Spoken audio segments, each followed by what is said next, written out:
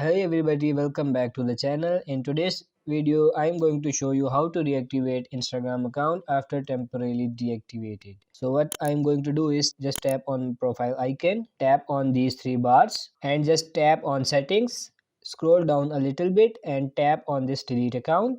Now I will tap on deactivate account into delete because we want to reactivate.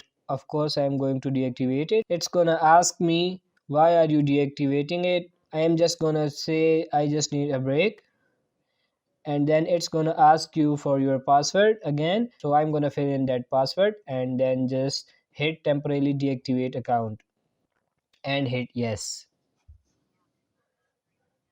Now this will go through the steps to temporarily deactivate that account. You can see it just switch over to my other personal account, and now I will just reactivate that account, and I'm going to tap on my name at the very top here, and then I'm going to tap add account and log into existing account. Now all you have to do to reactivate that account is just enter your login information. So I'm going to enter my username and my password here and just hit login, and that should reactivate my account as normally you can see.